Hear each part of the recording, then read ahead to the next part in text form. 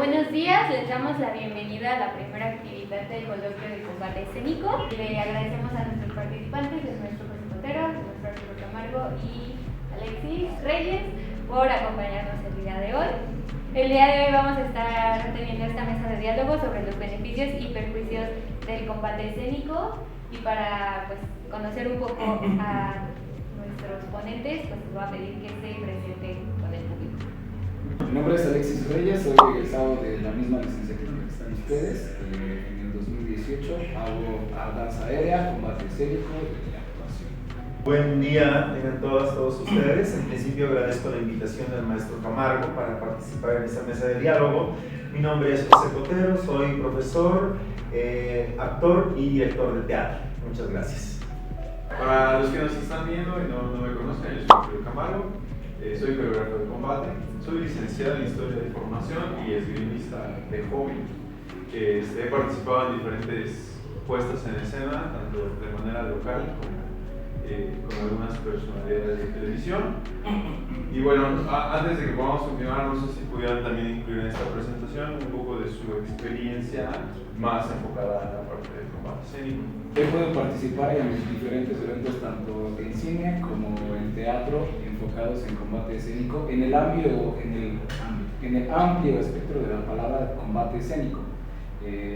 Golpes, patadas, uso de cualquier material como espadas, bastones, armas de fuego, armas cortas y armas largas. En las últimas 3 producciones, cerrando el 48 Film Project, que se hace en alrededor de 150 países, acabo de fin de semana de grabar con ellos, tanto en la parte actoral como coordinación de combate para los demás actores. Por mi parte, bueno, ya varios años dirigiendo montajes, sobre todo de textos clásicos como Shakespeare, Noche de Epifanía, Macbeth, o la obra con más trayectoria de mi grupo teatral, que es Don Juan Tenorio de José Zorrilla. Estos 3 montajes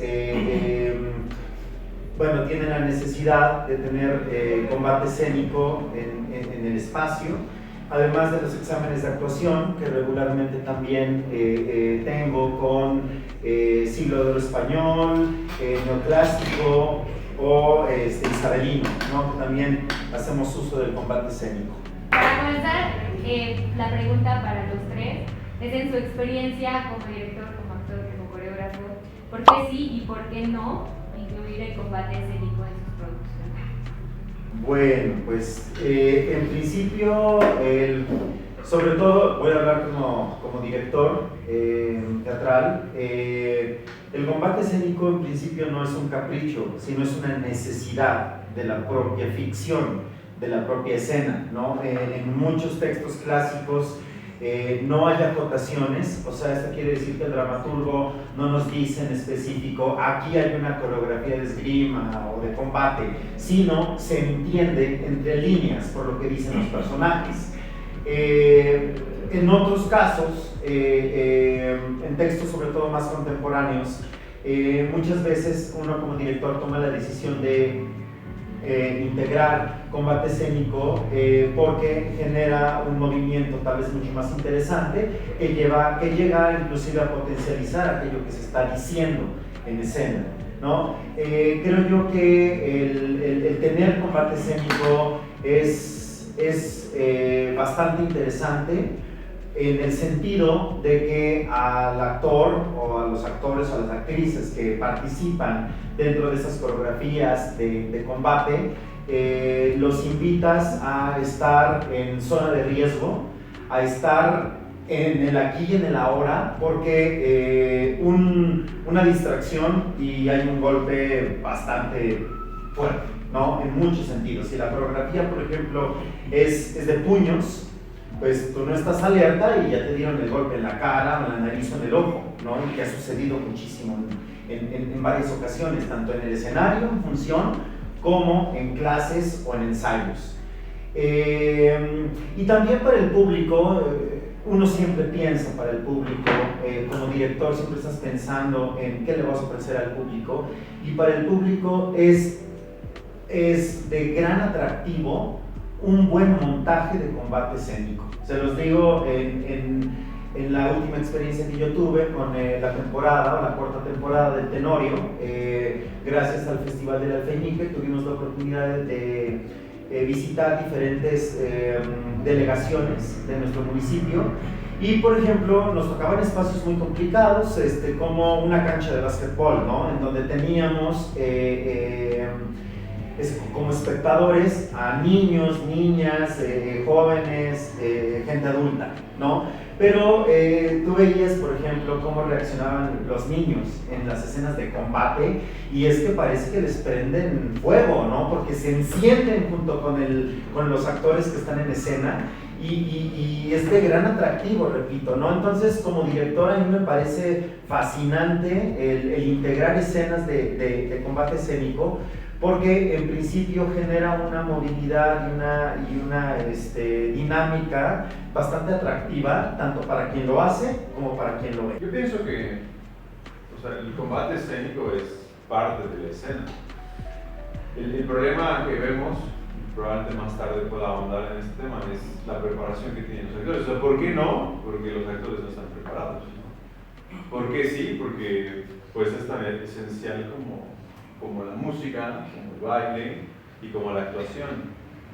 No creo que podamos ir a ningún clásico del teatro en el que no se considere el combate, porque si hacemos un análisis de la construcción social del teatro desde los griegos, si nos remontamos al teatro de la antigüedad, pues la sociedad vivía el combate. Ahora es un poco distinto, ¿no? Realmente somos nosotros los que nos estamos teniendo de esa convención, ¿no? En la cual desde los griegos, los romanos, en la Edad Media y después ya en el Renacimiento, vemos todo el periodo isabelino, el siglo de hoy y demás, se vivía el combate en la sociedad. Y yo creo que un poquito en lo que mencionas es esa parte de decir, no te da una pauta porque para ellos era algo que se daba por hecho, ¿no? O sea, claro. no te dicen cómo combatir porque el combate era parte de esta sociedad. Entonces, desde mi punto de vista es muy difícil separarlo, y lo hacemos ahora porque simplemente hemos dejado de vivir esa convención. Pero realmente,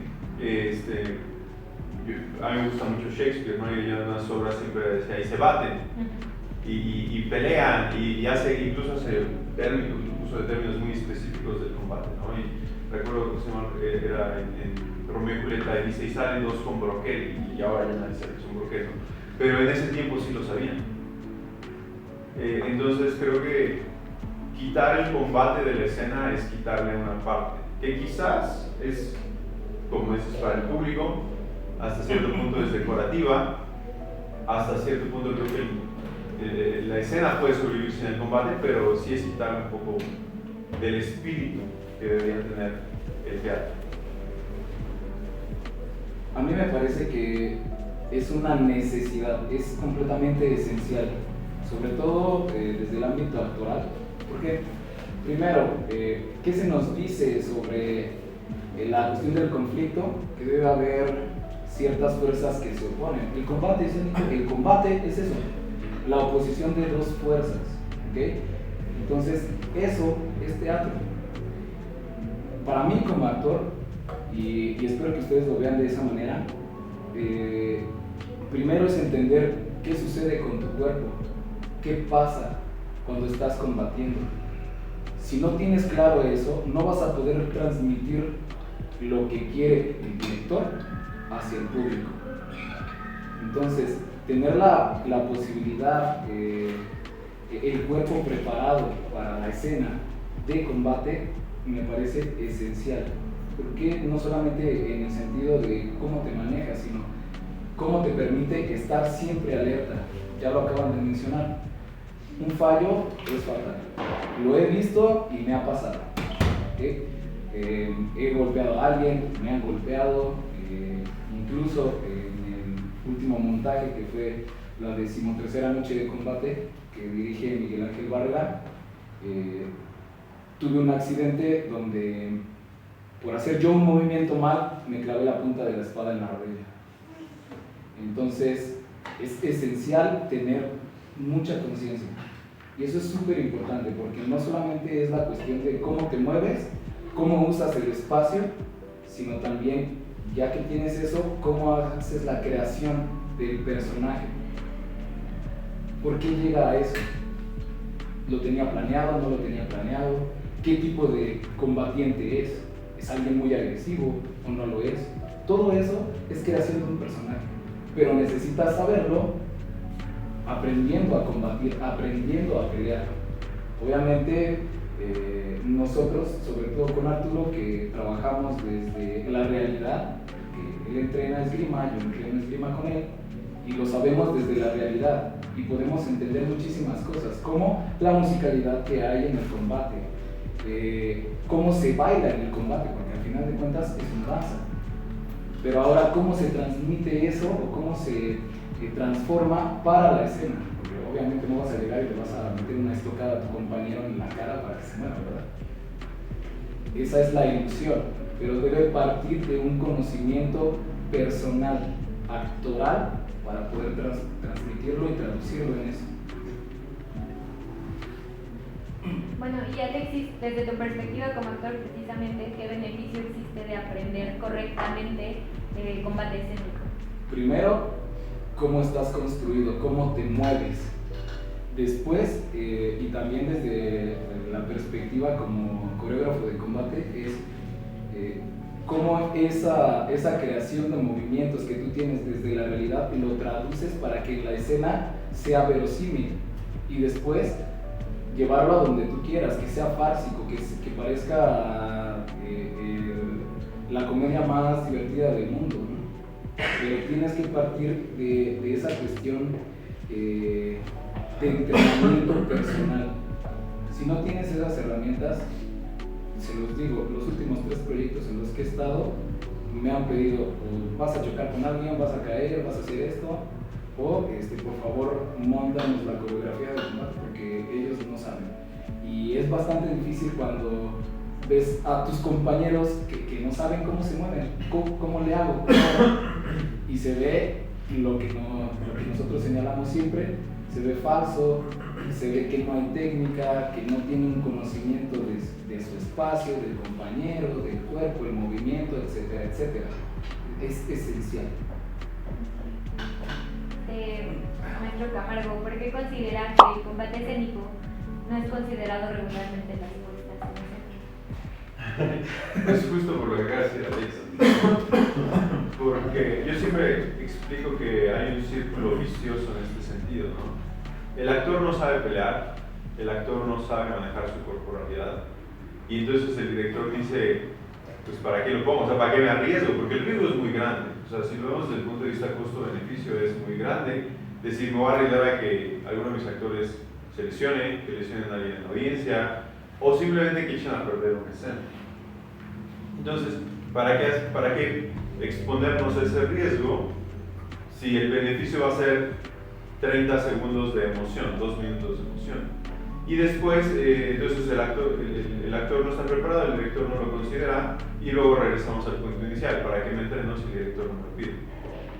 O sea, creo que ese es un poco el círculo vicioso que vemos, por lo menos en nuestro entorno más directo, de por qué no se considera, ¿no? Porque a veces cuando lo comparamos con el cine, con la televisión, pues no es tan complicado tener un doble de acción y decir, bueno, y ahí lo vemos todo el tiempo, ¿no? Escenas de acción, de combate, y demás, pues porque tienes un especialista que puede arriesgarse por tu actor.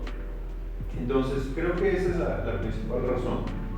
No sé si me puedas ayudar ahí, desde tu punto de vista como director, si crees que hay algo más, por lo cual muchas veces no lo consideran. Pues yo repito, creo que en principio, es también los montajes que se llevan a escena, ¿no?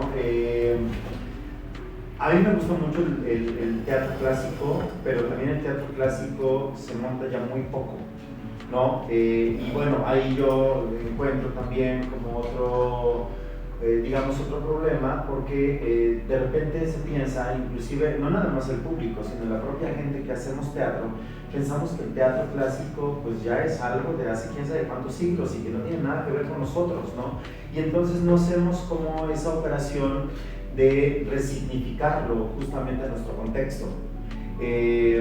Entonces, creo yo que también los textos clásicos, perdón, los textos contemporáneos o los montajes contemporáneos cada vez piden menos este tipo de convenciones escénicas.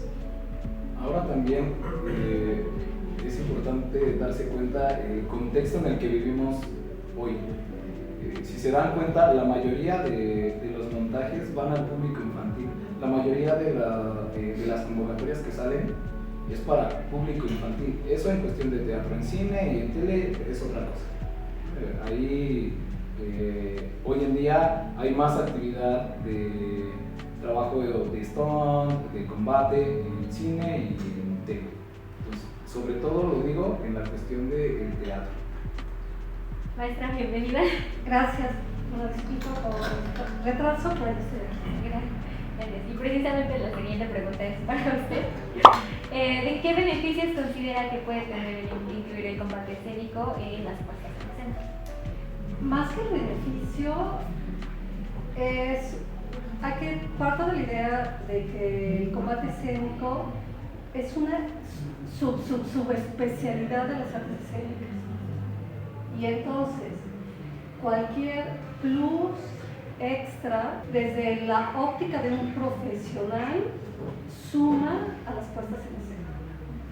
Y entonces, desde el momento que tengas un combate a partir de la dinámica de ataque, de la dinámica de combate, que lo relaciona mucho con el drama, ¿no? Que tiene que haber siempre intentar encontrar un equilibrio de ese equilibrio que está planteado sobre la escena. Y entonces, a partir de la experiencia de los profesionales, suma muchísimo a lo que tú quieras proponer. Y además, el combate es una parte innata del ser humano, ¿no? Que levante la mano aquel que de niños o niñas no se arrojaron a pelear, ¿no? Como piratas o con la pelota, o con la escoba, o con las muñecas, o sea, ¿sabes? Sí, es parte de nuestra propia naturaleza. Le da un valor extra a tu trabajo escénico. Lo que acabo de escuchar es muy cierto. Hay pocos especialistas de entrada, y dos, cada vez hay una cultura sobre la paz en donde está mal visto el tema de los combates, ¿no? Entonces, ahora, como decía, en las convocatorias sí hay unos lineamientos para temas que no van tan de la mano con los combates. Sin embargo, el gran beneficio del combate escénico es que es un juego. Y entonces, en cualquier puesta en escena puedes integrar el combate escénico. Maestro Cotero, ¿usted ha tenido alguna experiencia negativa al incluir combate escénico en sus producciones? Sí. Varias. Le digo, y pues alguna solución para prevenir que esto suceda igualmente en el futuro. Voy a empezar con la solución, o con la posible solución, pero, ¿sabes?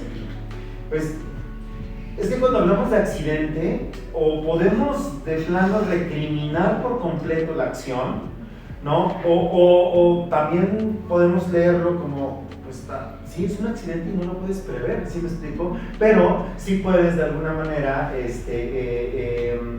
ir cuidando cada vez menos probabilidades de esos accidentes en el sentido del constante entrenamiento, ¿no?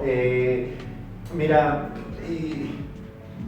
no me van a dejar mentir, ¿no? Mucha gente que egresa de las escuelas de teatro ya no se entrena, dejan el entrenamiento a un lado y pasa continuamente, y se los digo a mis alumnos que están ahí atrás del primer semestre, pasa continuamente que los grupos salen de las escuelas de teatro bien entrenados, justamente por sus clases de las clases físicas, y después de un año mínimo suben 10 kilos. En serio, Sí, de verdad. Y no estoy hablando, no estoy también, no estoy diciendo que eso es negativo, pero sí está hablando justamente de la falta de entrenamiento y el descuido que se tiene al egresar de las escuelas. O sea, ya no los ves ni siquiera trotando, ya no los ves desarrollando alguna actividad física, ¿no? Natación, atletismo, gimnasio, básquetbol, lo que sea. O sea, así como se deja de abrir un libro, también se deja de entrenar físicamente, ¿no? Y de verdad eso es muy recurrente en las generaciones que egresan, ¿no? Entonces creo yo que si podemos prever algún accidente es con el entrenamiento físico constante, ¿no? Que lo debe de tener toda actriz y todo actor toda su vida. Toda su vida. Es parte de ser creador escénico, el entrenamiento, ¿no? Ahora, voy con algunos accidentes que he tenido como director, como actor, ¿no? Al principio recuerdo una función que tuvimos en Santo Tomás de los Plátanos. Estábamos en una explanada con coreografía de combate, con sables, ¿sí? Y yo estaba como actor y sí me descuidé bastante porque no me acuerdo qué pasó, pero el asunto es que yo cuando sentí ya la punta estaba en mi esófago y traía vestuario y se supone que esas puntas están pues digamos tienen cierta precaución, ¿no? Para que no pasen este tipo de cuestiones, pero me sacó el aire el golpe, entonces yo no pude hablar todo el resto de la escena y todavía faltaba un acto, entonces yo me la pasé todo ese acto casi sin poder hablar, sentado y sin poder respirar, y cuando terminó la función ya estaba la ambulancia esperándome para llevarme y ver qué había pasado, me inyectaron contra el tétanos porque casi me abre, o sea, sí hubo sangre, pero casi me abre, imagínense las consecuencias, ¿no? Todo por la falta de concentración. Eso fue, la falta de concentración. Sí, recuerdo perfectamente no haber podido respirar durante todo un acto, estar prácticamente así y ahí la ambulancia esperándome a que terminara la función para llevarme a revisar. Sí, estuvo feo. Yo les voy a preguntar algo entonces en ese sentido. Para tener a su personaje, ¿qué hacen? Para llegar a un personaje, ¿qué hacen? Crearlo, tenerlo.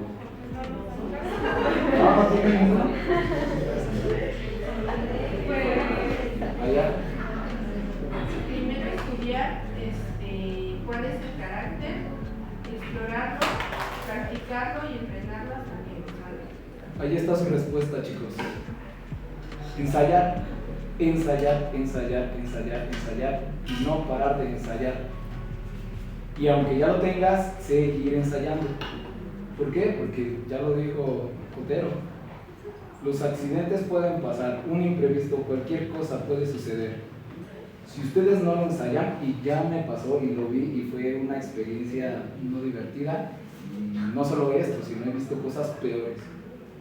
Si ustedes no lo ensayan, si ustedes no se preparan todo el tiempo para llegar a ese punto, va a haber situaciones muy fatales. Esa es la respuesta, ensayar. O sea, ustedes llegan a un personaje ensayado. Primero está aprenderse el texto, esa es la base. ¿Qué es en este sentido? Aprenderse la coreografía, los movimientos, en qué la estoy calabaceando, dónde está mal mi pie, dónde está mal mi mano. Si yo tengo conciencia de eso y lo trabajo, lo ensayo, se vuelve parte de mí. Y al ser parte de mí, ya no tengo que estar pensando en que me está fallando algo. Ya solo llego, interpreto y las cosas se dan. Entonces, es eso, chicos. Eso es mi respuesta. No, y sabes también, ustedes lo saben, el propio asunto de la ficción o de estar en escena requiere de quien está ahí arriba realmente, no como frase trillada, realmente esté en el aquí y en el ahora. O sea, que su cuerpo es donde está su mente y que su mente está donde está su cuerpo. Eso ya lo sabemos, o sea, es una ley absoluta. Pero justamente por no sentirnos todo el tiempo en estado de riesgo, lo dejamos a un lado. Y me parece que el combate escénico te dice, o estás, porque si no estás, las consecuencias van a ser fatales, ¿no? Y tengo otro ejemplo muchísimo más fuerte al respecto, ¿no? Estábamos en una función y el actor, desde que empezó la función, estaba súper desconcentrado, tanto que estuvo rehaciendo todo el tiempo los textos, se le iban los pies, aparte el texto era en verso y yo no sé cómo quería improvisar en verso, pero improvisaba, ¿no? El asunto es que todo el mundo decíamos, ¿qué está pasando con él? Porque no está aquí, no está en la escena, ¿no? Y yo recuerdo que yo estaba como director en uno de los momentitos que yo pude bajar. Sí le dije, oye, ¿qué está pasando? ¿Por qué estás así desde la primera escena? No, que ya me voy a concentrar, que ya no sé. Bueno, todo el mundo estaba súper raro en relación a esta persona, hasta que ocurrió el terrible accidente que él saltaba desde el escenario, saltaba hacia los espectadores con un machete en la mano, y saltaba y quedaba en esta posición, así el machete le quedaba a esta distancia a un espectador, ¿no? Era bastante impactante porque de repente sentías que una persona viene con un arma y que se te queda 3 centímetros y ahí terminaba el acto, se cerraba el telón y pedíamos 5 minutos de intermedio, ¿no? Pero el actor, este asunto de la desconcentración lo llevó a tal grado que cuando dio el salto del escenario hacia los espectadores, cayó mal y todo su pie, en lugar de caer aquí, cayó así, de lado, y cuando le quitamos la bota, porque ni siquiera pudo caminar para entrar, cuando le quitamos la bota, era fractura expuesta, o sea, el hueso estaba afuera. El hueso estaba afuera. Entonces, para mí ese es el ejemplo más grave, y yo espero ya no tener otro, porque fue muy horrible que ha sucedido en escena, de ver cómo un actor que está llevando, digamos, es que la desconcentración es una bola de nieve, ¿no? Empiezas, si no la sabes controlar, todos podemos desconcentrarnos en algún momento, pero yo se los digo a los alumnos, te encuentras desconcentrado y date un segundo para respirar. Y si no puedes 1, 2, 3 segundos, respira, conecta y continúa. Pero no puedes continuar con la desconcentración porque eso es una bola de nieve. ¿Sí? Viene una cosa más grave, otra cosa más grave, otra cosa más grave. Y luego viene este asunto en donde pues, el actor estuvo casi un año, ¿no? En rehabilitación, con clavos, con placas, Fue terrible, fue terrible. Esto no me pasó a mí, pero sí a Miguel Ángel Barrera con Ajax, en la Ciudad de México, toda de combate. En un momento sacaban al actor colgado con una cadena en el cuello. Entonces, nadie sabe absolutamente qué pasó, pero en ese momento el actor en escena ya se estaba asfixiando. Se tuvo que detener la función porque obviamente pues, ya se les estaba yendo el muchacho, ¿no? Por eso es muy importante lo que dice Cotero, estar concentrados. Y lo que sí es cierto, siempre nos desconcentramos, ¿quién no lo hace? Pero no solo eres tú, es un equipo completo. Dependen tus compañeros de ti, tú dependes de ellos. Tienes que ofrecerles lo mejor posible de tu persona como actor y también en la parte creativa. Alexis, ¿tú consideras que el combate te ha abierto puertas que de otra manera no se hubieran abierto? El combate, desde la parte actoral, sí, y desde la parte de coreógrafo también. Es un elemento intrínseco en mi persona. Yo he hecho boxeo y otras cosas, pero no estaba enfocado a la escena. O sea, yo sabía hacer cosas y todo, y después me metí a otros lugares, empecé a entrenar con Arturo, hice muchas cosas, sigo trabajando en otras, pero no había un enfoque hacia la escena. O sea, yo sabía hacer muchas cosas, pero ¿cómo las uso? Entonces, justo enfocarlo hacia la escena, darte el chance de ver, bueno, qué está pasando y cómo lo puedo traducir. Eso fue lo que me permitió hacer la primera audición para la noche de combate en 2019. Para 2020, pues que nos quedamos a una semana del estreno, ya no se pudo realizar. Pero eso fue lo que me abrió esa puerta. En este año hicimos la 13ª noche de combate y esa puerta sigue abierta. Los últimos 3 proyectos, se los acabo de mencionar, todos han involucrado combate escénico, como actor o como coordinador de combate. Entonces, las puertas se han abierto infinitamente. Eso no significa que ustedes tengan que hacer lo que yo hago. Es decir, si hay algo en lo que ustedes creen o sienten que son buenos y que otros o les cuesta mucho trabajo o de plano no lo pueden realizar, váyanse por ahí. Porque eso fue para mí, no solo el combate escénico, también danza aérea, es lo que me ha sacado de muchas. Me ha dado de comer, lo sigo haciendo, me ha permitido abrir también otras puertas. Pero el combate escénico es algo, como ya lo decía también Betania, que está en nosotros. Y para mí es una motivación para mantenerme entrenado, para seguir haciendo más actividades en torno a la escena y pues sí, no sé, es eso, creo que me mantiene bastante cuerdo de hacer combate para irme a pelear a la calle con Maestra, ¿quería participar? Sí, perdón, es que no entiendo la dinámica, si también el público podemos...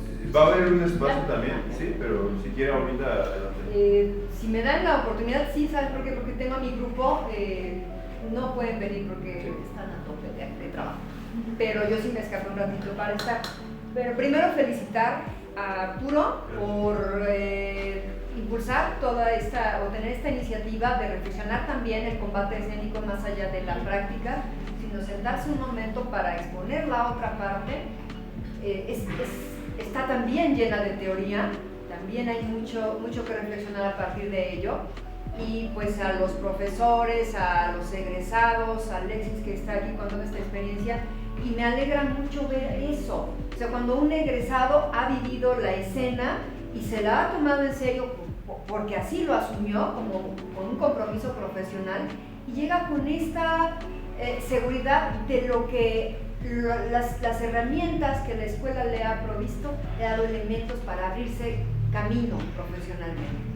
Entonces ahí es cuando decimos, sí, creo que se están haciendo las cosas bien o que tienen sentido. Y yo recuerdo mucho el caso de Alexis, porque es un actor de acero. Ustedes no saben cómo cuando él era actor en una de las puestas en escena, ahí me recordará si fue la básica o la intermedia. La intermedia. Alexis tuvo un percance, algo por ahí no funcionó en la escena, no se pescó del emparrillado porque siempre ha sido muy maroto, muy inquieto, o sea, le encanta el desafío corporal, siempre se caracterizó por ello. Entonces el compañero tuvo un problema, cae, se rebana la pierna con una de las estructuras en las que cayó mal, me lo contaron así, que la piel le quedó expuesta, levantada, y lo único que sus compañeros lo ayudaron, le vendaron la pierna y para que ese pedazo de piel no siguiera expuesto y terminó la función. Entonces, no es que sea un mártir, sino que tiene una convicción y un compromiso por la escena, que está más allá del dolor. No todos están o estamos dispuestos a ello, entonces viene un poco de reflexión para que tú midas también tus alcances. No porque queramos tener aquí mártires, sino queremos gente convencida, nada más. Y bueno, a mí nada más me gustaría que si nos pudieran ampliar este horizonte también para qué otra cosa complementa. Ya nos hablaron de la disciplina, de la constancia, del entrenamiento, del ensayo, pero yo me pongo a pensar que también hay otras cosas que complementan y que enriquecen la formación en esta disciplina de un actor o de alguien que se dedica a las artes escénicas. Puede ser también a través de los elementos audiovisuales, ¿no? Ver películas, ver filmes, ver videos, ¿Qué nos pueden compartir en cuanto a esta otra parte que complementa la formación? Bueno, desde mi trayectoria, el conocimiento del contexto es muy importante. Digo, ustedes lo ven desde la actuación y así se los presentan a los chicos, ¿no? Entender el siglo de oro, entender el isabelino, entender las ideas y los contextos en los que esto fue creado. Pero justamente dentro de la teoría del combate, el conocimiento de ese contexto, pero ya no es el contexto solo social, sino el contexto del combate y la sociedad, creo que es un agregado, ¿no? Hace rato lo decía Betania, ¿no? Es como una subcategoría, y esta es la subcategoría dentro de, porque puedes combatir sin entender. Si tu corporalidad te lo da, puedes mover las herramientas, la que sea, más allá que sea una espada, o sea, solo tu cuerpo. Pero si tú entiendes el contexto cultural en el cual se creó, creo que hay todavía un extra. Y es algo que tratamos de enseñar siempre. O sea, hay un arma para cada periodo, y hay un porqué de esa arma, y hay un para qué de esa arma, y hay un cómo de esa arma. Entonces, pienso yo que en la medida que entendemos eso, le damos un plus, ¿no? O sea, y a veces hago cuando lo veíamos con Macbeth y lo vemos con el Don Juan, es como, ¿qué arma se utilizaba y por qué se utilizaba de esa manera? ¿Y de qué manera puede ayudar esto a construir? Y no solo construye al actor, también construye la escena. El trabajo físico, más allá de un simple entrenamiento de salir a correr, vamos a realmente el desarrollar y pulir el cuerpo, y es uno de estos grandes ideales, remontamos a los griegos otra vez, ¿no? El trabajar el cuerpo como una herramienta, y es algo que, ahondando en ese tema, les decimos a los chicos, o sea, un actor vive de su cuerpo, de una forma u otra, ¿no? Vives de la voz, vives del baile, vives de la actuación, de la presentación, y si tu cuerpo no funciona, pues ¿con qué trabajas? Entonces yo creo que desde mi punto de vista esas son dos de las más importantes que tienen que venir a complementar. Más allá de que tengas una buena técnica, ¿no? Creo que esas dos cosas son muy deseables, si no indispensables.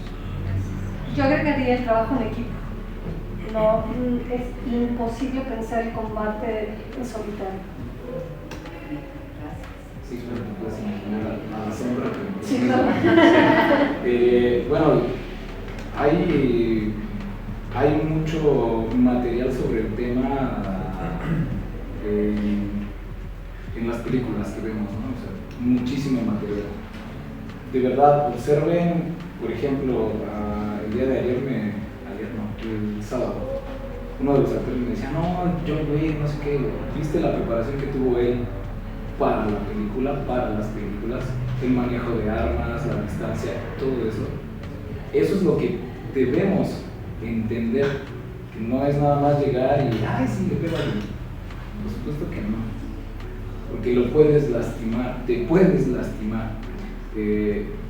Filmes hay muchísimos, y Arturo y yo luego nos mandamos estampitas de, mira, esta película, me parece que el combate es muy bueno por tal y tal cosa, ¿no?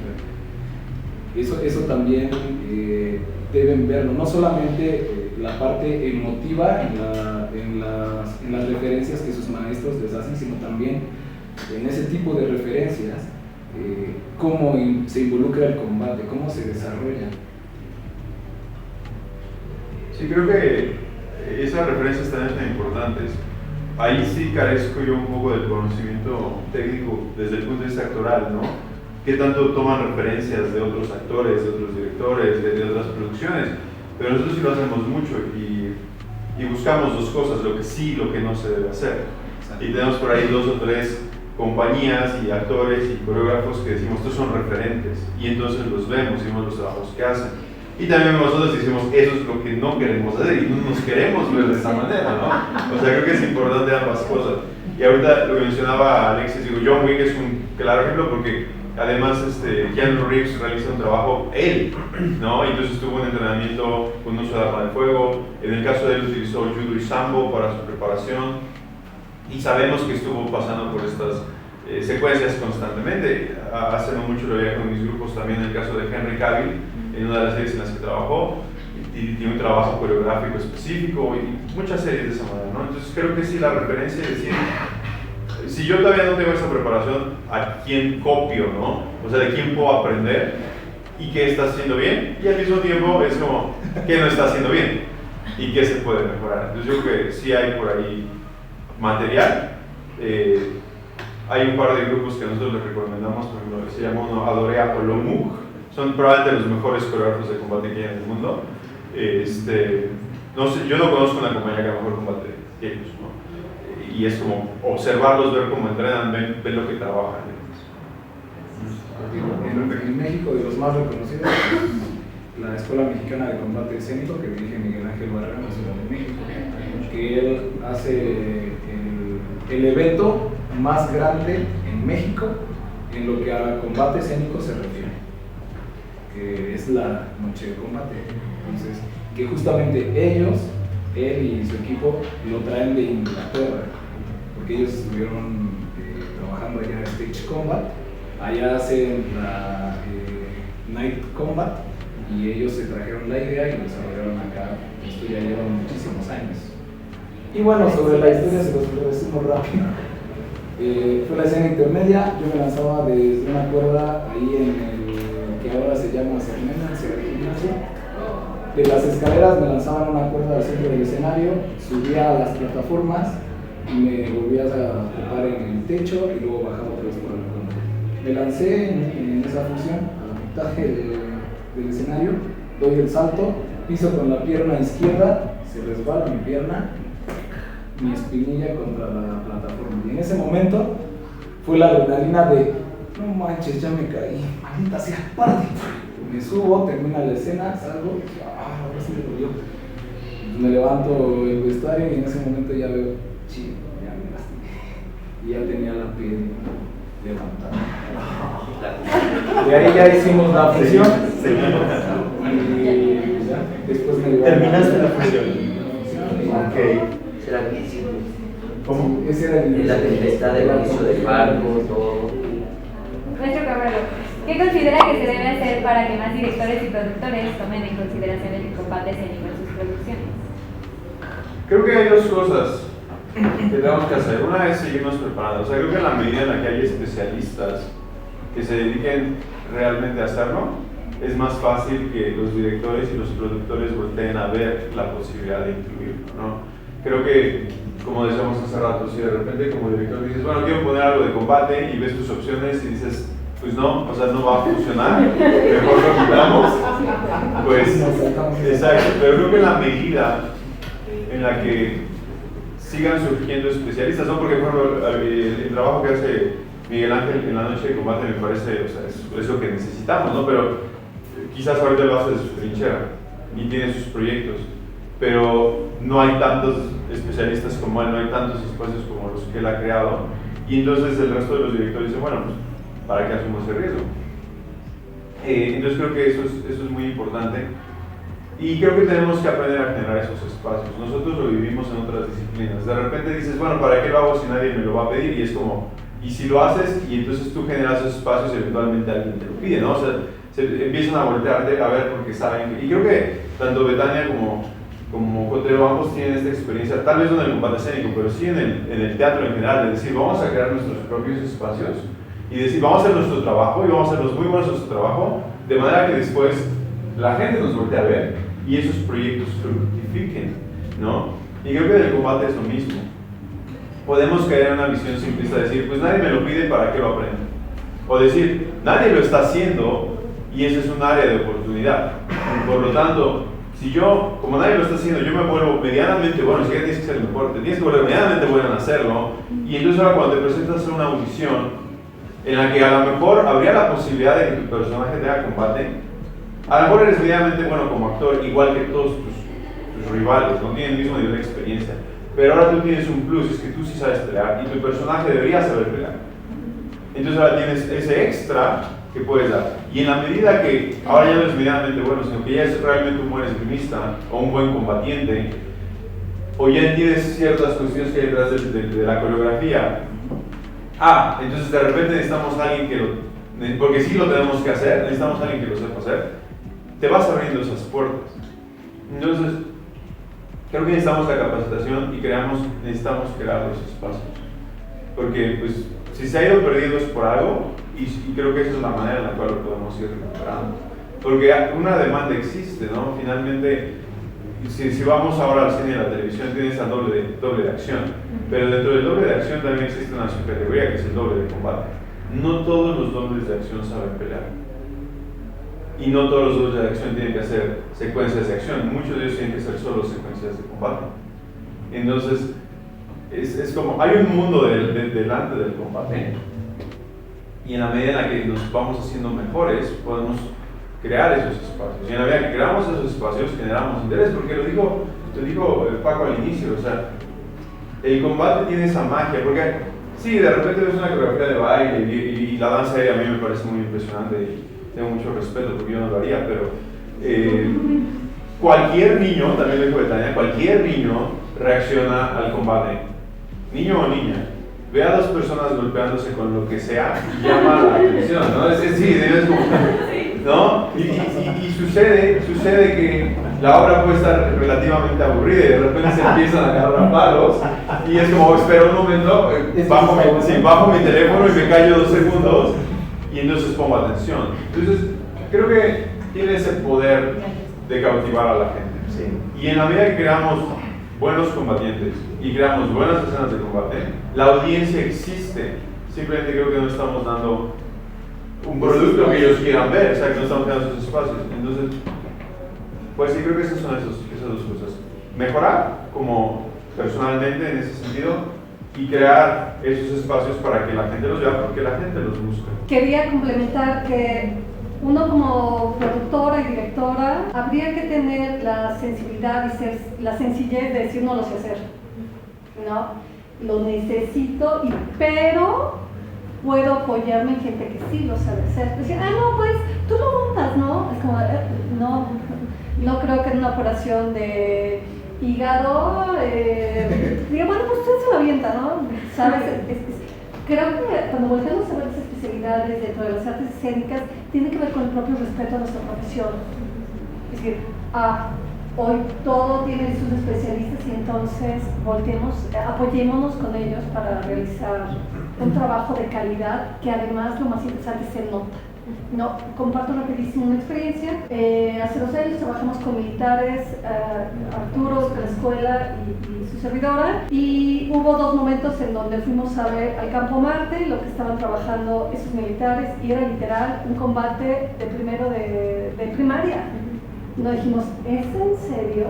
Y cuando se vieron a los militares que habíamos trabajado meses atrás, que llevaban trabajando con Arturo y su gente de entrenamiento, era evidente que había una gran diferencia entre de verdad combatir a jugar a que combatimos. Entonces, claro, yo como directora, como productora, no soy el non plus ultra, ok, puedo ordenar las cosas, pero sí voy a ver a quién lo sabe hacer. Creo que por ahí sería también. Y digo, hablando justamente de los efectos que pudiese tener en el espectador este tipo de convenciones, por ejemplo en el Tenorio tenemos un momento en donde el padre le da una bofetada a su hijo, ¿no? Y solamente con una bofetada bien dada, que tiene que sonar, pero no tiene que lastimar a tu compañero, ya el público se maravilla. De verdad, porque el público hace... Es que le pegó, ¿no? ¿Cómo va a reaccionar? Le pegó y aparte sonó bien cabrón, le pegó. Y lo único que hace un buen golpe, pues sí te va a arder, pero no te va a lastimar. Y está el efecto. ¿Me explico? Y ya, como dice Camargo, ¿no? Ya el espectador dejó de ver su celular un segundo. ¿Por qué? Porque algo le atrajo en escena, ¿no? Y es eso, es una convención. Podemos decir, es un truco. ¿Me explico? Igual pasaba con la coreografía con los machetes, ¿no? Viene la coreografía de machetes, la función es en la noche, entonces los machetes con la fricción sacan chispitas, ¿no? No es nada del otro mundo, y tampoco le estamos dando con toda la fuerza, pero sacan chispitas, ¿no? Pues con que saquen chispitas el público ya está así. ¡Wow! Y ve el movimiento, y se asombra de que los machetes sacaron chispitas, ¿no? Y uno dice, oye, qué bonito que se logren ese tipo de efectos, ¿no? Que cautivan a tu espectador. Lo más importante de todo es esto. tienes que aprender a cautivar a tu espectador, porque todo lo que haces y para todo lo que te estás preparando en estos años que estás aquí en la escuela y al rato que estés allá afuera, todo lo haces para cautivar al espectador, ¿sí? Y para cautivarlo, en principio tienes que estar entrenado todo el tiempo. Esta pregunta es para los 4. ¿Qué riesgos tiene incluir combate escénico en una apuesta y cómo mitigar esos riesgos, además de lo que ya habíamos comentado? De entrada, asumir un contrato con tu reparto que va a someterse a un entrenamiento de riesgo. Y es para protegerte como directora y para protegerse ustedes como actores. Yo me riesgo una vez, al decir, voy a poner, porque tú lo has hecho, ¿no? Sí. Sabes que hay un riesgo. Entonces, ¿qué riesgo es y cómo balanceas ese riesgo en la apuesta de eso? Pues el riesgo, ya hablamos de los riesgos, ¿no? El riesgo es fractura expuesta. Ahí está. Esos son los riesgos, ¿no? Fractura expuesta, se te doble el tobillo y me pasó también una vez, ¿no? Se me doble el tobillo en una, y aparte imagínense, era el calentamiento.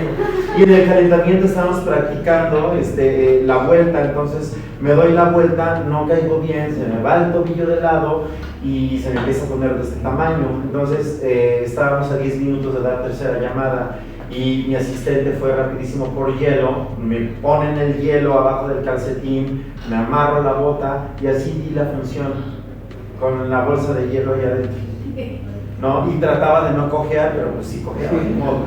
Entonces esos son los riesgos. Ahora, ¿cómo mitigarlos? Pues repito otra vez, el constante entrenamiento y yo, por ejemplo, con mi compañero de escena en esta última temporada del Tenorio, siempre repasábamos las coreografías por lo menos 3 veces, como parte del calentamiento antes de la función, ¿no? Y ya en la función, ya sabes que no es ensayo, es función, tiene que estar la verdad del personaje, pero ahora sí, como dice Lope de Vega, ¿no? Con descuido cuidadoso. ¿Sí? Tiene que estar toda la intención de matar al otro y al mismo tiempo cuidar a tu compañero.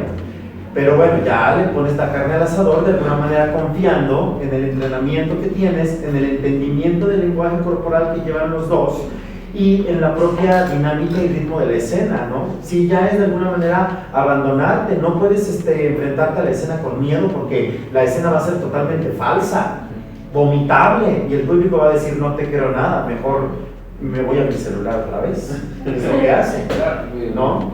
Sí, nosotros igual lo vemos, en el caso, por ejemplo, yo he trabajado con todos y con Alexis es con los que más hemos trabajado. Número 1, el ensayo, ¿no? O sea, yo creo que se tiene que asumir el riesgo, porque siempre le va a dar ese extra, le da un sabor diferente a cualquier puesta en escena y se tiene que asumir. ¿Cómo se mitiga? Pues uno, mucho trabajo, o sea, no hay otra, ¿no?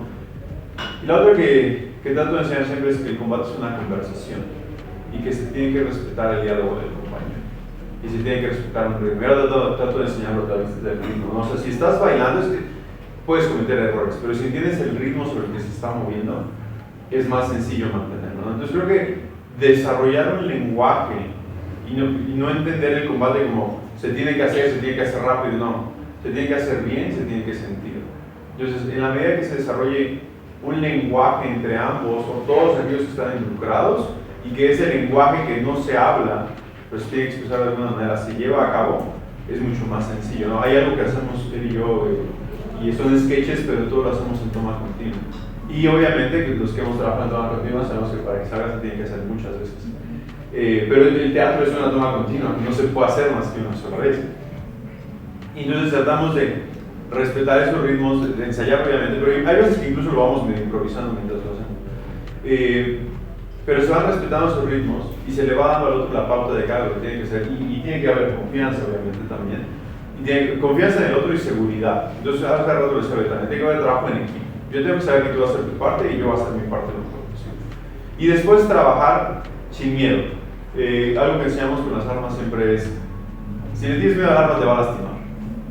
Si sabes usar el arma, es más probable que no te lastime y es mucho más probable que tú no lastimes al otro. Pero no pueden trabajar con miedo. O sea, esa es una de las cosas que tienen que eliminar si pretenden trabajar combate sí o sí. Tienen que respetar, pero no pueden temer. Porque el miedo te lleva a ser tonterías, ¿no? Te ciega. Creo que esas son las partes importantes para poder mitigar esos riesgos. Crear un ritmo, un lenguaje y no tener miedo. Yo, como se los decía al inicio de mis intervenciones o por ahí, es música, es hacer música. Si tú escuchas, no solamente es el ritmo de los golpes, es el ritmo de tu compañero. Y es ahí donde entra lo que menciona Arturo, la danza, escuchar al otro, el diálogo, la conversación. Es un diálogo que se dice con golpes esto. Entonces es eso, estar siempre atento, escuchar y sobre todo mirar a los ojos. Era algo que al inicio yo no tenía tan claro y sí le rehuía a esa cuestión, sobre todo cuando empecé a trabajar con Miguel Ángel Barrera, porque ellos tienen muy claro eso. Miras a los ojos a tu compañero en todo momento. Obviamente si te das un giro o una vuelta, pues no puedes verlo, pero después de eso lo miras y ahí sabes que está tu compañero conectado contigo. Ahí hay un diálogo, ahí el otro está contigo, te está siguiendo. Si no existe eso, si no existe esa confianza, todo lo que quieras hacer de combate se va a perder y los riesgos se van a maximizar. Porque el compañero te está viendo y en el momento que nota que tú te desbalanceas, pierdes el momento, el golpe, cualquier cosa que llegue a suceder, está atento a ti y se puede detener y te puede ayudar, puede hacer otro movimiento, etcétera, etcétera. Pero es cuando ya tienes eso. Pasemos con un par de preguntas de los asistentes y no sé si alguien tenga alguna pregunta que le quiera hacer a los ponentes. Yo no duda, más bien es como experiencia. Sobre el punto del teatro infantil y el combate escénico, yo creo que lo importante sería como darle una resignificación sobre lo que se va a plantear en el combate. Yo la última vez que monté para teatro para niños con la Secretaría de Educación, la historia trataba de una bruja y un dentista. Y la bruja peleaba con una escoba y yo que la hacía de dentista peleaba con un cepillo de dientes gigante. Y los niños, ¡puf! O sea, dentro de la historia obviamente yo incluí magia y prendió muchísimo, pero en el momento del combate eso fue algo que llegaron a los gritos de plano. Porque primero empezábamos escoba contra cepillo, luego la bruja se subía sobre mí y luego yo me la quitaba y agarraba su escoba y ella agarraba mi cepillo y al darnos cuenta nos cambiábamos de nuevo nuestra arma para continuar y ya al final desarmarla, ¿no? Y darle una cepillada de dientes. O sea, aunque sí lo hacíamos realmente como debe ser un combate escénico, nunca los maestros ni nadie dijo que se fuera violento. Es que mencionaron que era como una cultura de paz, ¿no? O sea, justamente más que verse como un acto violento fue como, sí, entretenidamente interesante, ¿no? Entonces, yo creo que es un excelente recurso también para teatro infantil, más bien sería como darle otro significado justamente para saltar esa línea de, no, es que el combate representa violencia. Y es algo importante y algo que también platicamos con los alumnos siempre es, si tú tienes el conocimiento, lo puedes replantear de muchas maneras. O sea, el combate serio pues es emocionante, tiene que generar esa sensación de impresión, de asombro y de peligro. Y después lo puedes convertir en lo que tú quieras, porque entras en diferentes tipos de ficciones. Yo siempre cuento que una de mis escenas favoritas que hemos coreografiado también fue en una pastorela. Y era el diablo contra, no, pero creo que traía hasta una olla de tamales y no sé. Y al final, y me gustaba mucho esta escena porque no teníamos escenografía y entonces el diablo se golpeaba contra objetos imaginarios, ¿no? Y es simplemente el entender lo que platicaba Alex hace rato, es entender el combate y qué es lo que se siente y qué es lo que se tiene que hacer sentir para que la corporalidad sea la correcta. Y en esa escena le daban con una olla de tamales y luego lo agarramos contra una barra porque supuestamente estaba en una cantina, una pastorela, y el diablo acababa así barrido sobre la cantina y te imaginabas la botella, no había una botella, pero te imaginabas que la botella se la rompían en la cabeza y ya lo aventaban por allá y el diablo estaba por aquí rebotando como mimo, pero era porque simplemente estábamos resignificando el combate. O sea, tienes los elementos y los utilizas de muchas maneras distintas, ¿no? Creo que es algo muy valioso. Y justamente es eso de cambiarlo de tono a lo que tú dices, ¿no? De un tono grave o de un tono serio lo llevas hacia un tono fársico o cómico y por lo tanto el efecto es distinto, ¿no? No generas en el espectador, no generas tensión, al contrario, generas risa, estallido. Eso es la farsa, eso es la comedia. Sí, es lo que mencionábamos al inicio, que mientras tengas los elementos para poder desarrollarlo, ya lo puedes llevar a donde tú quieras, de las maneras que quieras. Lo hemos trabajado. Una vez también Arturo me invitó a apoyarlo en una clase y hicimos justamente eso. Ya teníamos los movimientos claros, hicimos la primera parte seria y después nos deschavetamos y empezamos a hacer pura tarugada, pero justamente es porque ya tenemos el conocimiento, ya tenemos esa práctica, entonces eso es lo que te permite darle todos esos giros. ¿Alguna otra pregunta o comentario? En las escenas de combate, cuando ya hiciste la coreografía, ya te equivocaste, ya lastimaste a tu compañero, ya te lastimaste tú, ¿qué haces después? Primero, dependiendo de la gravedad, detienes la escena, si es muy grave, si no es tan grave, continúas, ¿no? Y generalmente lo hacemos Arturo y yo es reiniciar. O sea, no intentes hacer algo que no vas a entender o que no has hecho antes, sino ya te equivocaste, puedes respirar y reiniciar. Si todo está dentro de la solución. Si ya es algo muy grave, obviamente paras la escena porque tu compañero pues, no está bien. ¿Grave significa que hay sangre? No necesariamente.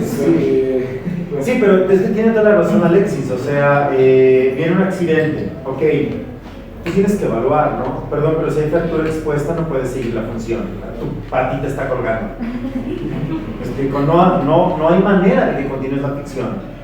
Entonces, abres el telón y le dices al espectador, ha habido un grave accidente en la ambulancia en camino, la función se suspende, pero mañana los esperamos y no van a pagar su boleto porque ya lo tienen pagado, ¿no? Y ya, ¿quieres saber cómo le haces? Porque no vas a tener a un actor en el reparto, pero mañana hay función, eso es responsabilidad y temporada, ¿no? O de plano, hay un accidente que tal vez no es menor, pero mira, ahora sí Dios te da las fuerzas para seguir con la obra y la obra se acaba, llegas a los aplausos, aunque te esté esperando la ambulancia allá a un lado.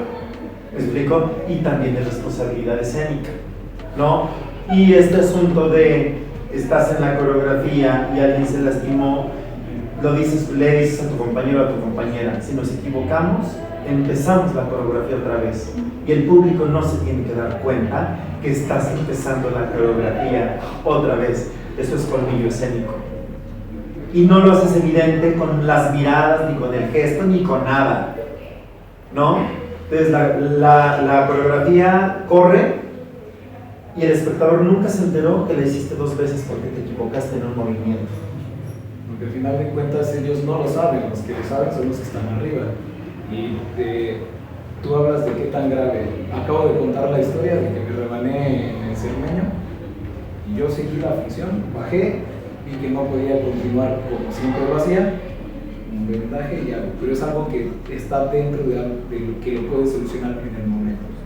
Y me ha pasado, yo vi cómo le dieron un palazo en la frente a uno de mis compañeros que sí de plano ya no pudo continuar, ¿no? Y se salió y vámonos. Y se canceló la función y al público se le devolvió el dinero porque era el cierre de la temporada y él era el principal, entonces de plano no se pudo. Pero justamente lo que dice Otero, evalúas qué tan grave es el riesgo, es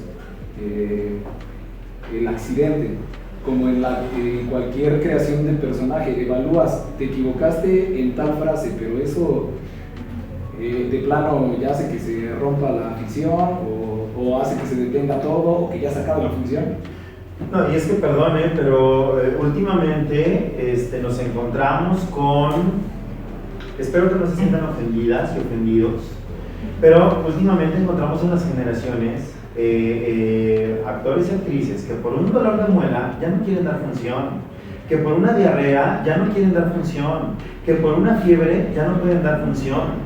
Cuando habemos gente que tenemos una bolsa de hielos adentro de tu calcetín y así das la función. O sea, son cuestiones bien diferentes, ¿no? Entonces, sí se necesitan de actores y actrices de temple y de carácter, porque hay muchas veces en donde tienes fiebre y vas a dar tu función, ¿sí? Y bueno, si ustedes se dan el permiso desde sus clases, eso va a suceder en los ensayos y eso va a suceder en sus funciones, ¿no? Y al rato el chisme corre, porque todos, pueblo chico, infierno grande, todos los teatreros conocemos todo lo que sucede. Esta persona faltó por un dolor de muelas, ay, yo en mi vida quiero trabajar con ella o con él, ¿no? Y así te vas cerrando puertas, ¿no? Entonces, sí, vayan cuidando eso, no pueden faltar a clase por cuestiones mínimas, ¿sí? Y menos a un ensayo y menos a una función. No hubiera venido entonces.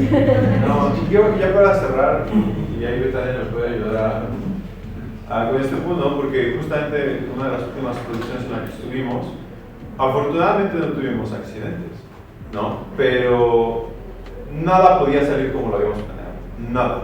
Era estreno y despedida, porque era en vivo. Teníamos no sé cuántos caballos en escena. Como 50. Teníamos explosivos reales y no sabíamos cómo iban a reaccionar los caballos al momento de que explotaran. Así es que creo que funciona de la misma manera. Hicimos un plan y esperábamos que saliera sabiendo que no iba a salir. Y teníamos que estar pensando que, o sea, y los actores y nosotros como parte de la producción sabes que en el momento en que exploten los cañones, los caballos se van a volver locos y los actores van a tener que solucionar ese problema. Y si lo único que podía parar esto era que alguien realmente estuviera en peligro. O sea, no puedes jugar con la vida de las personas y con su integridad física, ¿no? Pero no hay forma de que tú preveas lo que iba a suceder en ese momento. Porque más allá de que hayamos practicado y que te dicen el caballo es no. El caballo puede estar acostumbrado, pero este día explotó más cerca de lo que él esperaba, de lo que está acostumbrado, o el quien está. O sea, no sabes lo que va a suceder y te tienes que adaptar, ¿no? Y bueno, no sé si ahí tú querías hacer más. Que el combate es definitivamente el estar sí o sí más allá de la escena, porque estás poniéndote en riesgo todo tu ser. O sea, es el límite de vivo o muerto, o descerebrado, o amputado, ¿sabes? O sea, fuimos muy ordenados, hubo todo un entrenamiento, pero acá lo complejo era que además del combate, esos actores tenían que montar caballo. Y entonces, además de tener un entrenamiento de combate, tuvieron que aprender algunos de ellos a montar en 3 meses. Domina el caballo en 3 meses, así, ¿no?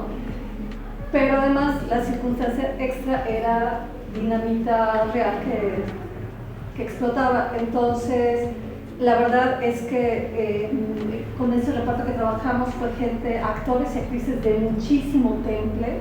Hubo una anécdota de un actor que en este entrenamiento a caballo salió volando y se lastimó se golpeó la espalda y estuvo en recuperación, pero llegó a la función todavía con un dolor de espalda, pero sabes, dijo, no, o sea, no puedo fallar, o sea, es mi convicción de estar.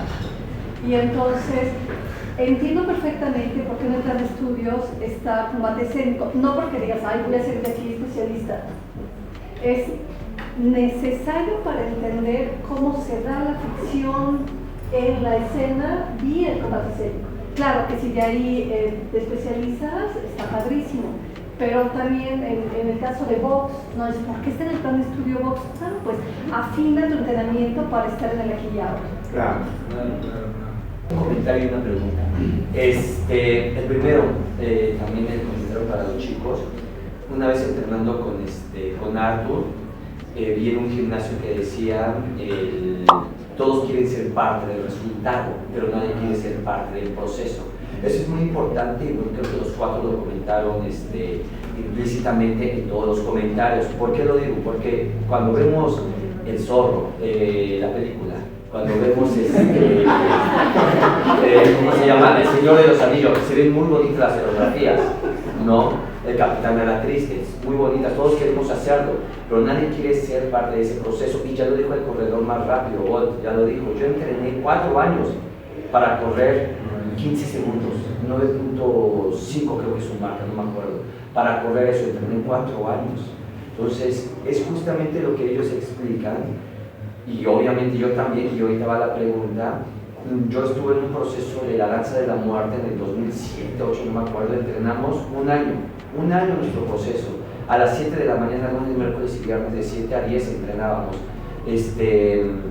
Coreografía, vinieron de México maestros, Arifo Valle nos enseñó la coreografía, una alumna de José Limón, Belia Poche, que nos enseñó las coreografías, y Clown, que vino Ficolaje, fueron nuestros 3 maestros.